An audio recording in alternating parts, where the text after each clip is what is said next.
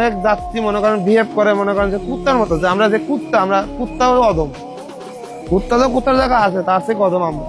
আর কিছু কিছু যাত্রী আছে মনে করেন সে তার নিজের মার পেটের ভাই, আমরা এমন বিহেভ করে কিছু কিছু যাত্রী আছে। আর মনে করেন যে 90% যাত্রী মনে করেন যে খারাপ বিহেভ করে। একটা গাড়ি বিপদ আপদ হইতেই পারে, আমরা সান্ত্বনা দিই যাত্রী যে ভাই আমাদের এই সমস্যাটা হয়েছে, আপনারা একটু কষ্ট করেন, আপনারা আমাদের সাথে অনেক খারাপ বিহেভ করেন বা খারাপ আচরণ করেন, এগুলো ঠিক না।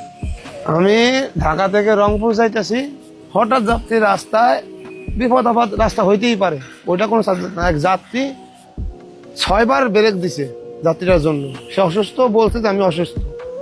তারপর এখন আমি যার ড্রাইভার সাহেবকে বললাম যে ড্রাইভার সাহেব যাত্রী একটা অসুবিধা হয়েছে, উনি অশ্রমে যাবেন। তা উনি 1-2 কিলোমিটার আগে বলছে অমুক জায়গা পাম্প আছে, অমুক জায়গা ব্রেক দিলে হবে। এই করে করে 6টা পাম্পে ব্রেক দেওয়া হয়েছে ওনার জন্য।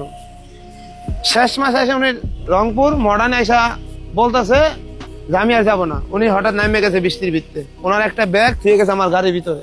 কামারপাড়া কাউন্টারে যে ফোন দিয়ে বলতেছে যে আমার গাড়ির ভিতরে ব্যাগ আছে, আমি ভুলে রাখতে নামে গেছি।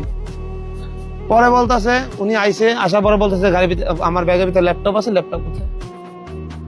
এই খোঁজাখুঁজি পরে আমার দোষে, আমার সুপারভাইজারের দোষে, আমার ড্রাইভারের দোষে, এরা খারাপ ব্যবহার করছে আমার সাথে, এই জন্য আমি রাগে নেমে গেছি।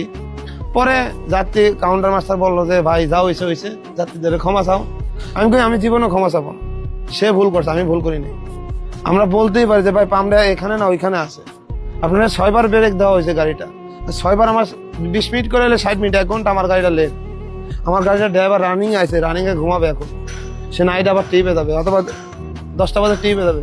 যদি গাড়ি সে যদি রানিং ঘুমায়, দায়িত্ব নেবে আপনি না আমি নিব। পরবর্তীতে সে বলল যে আমি আমার ল্যাপটপ থুয়েছি বাসা, সে কথা আমাদের দোষারোপ করে 10 জনের মানুষের সামনে অপমান করেছে, সে চলে গেছে। ওই জায়গায় আমাদের মান সম্মানটা কোথায়? রানিং এ অনেক যাত্রী খারাপ ব্যবহার করে।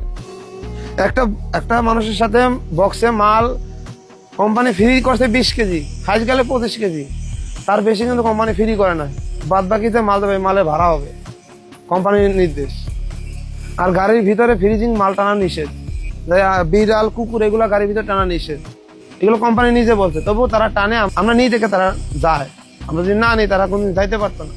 গাড়ির ভিতরে কম্বল আছে, কম্বল গুছানো, সিট পরিষ্কার, আবার চিপসের প্যাকেট, বমি, এগুলো সব আমাদের দায়িত্ব পরিষ্কার করা।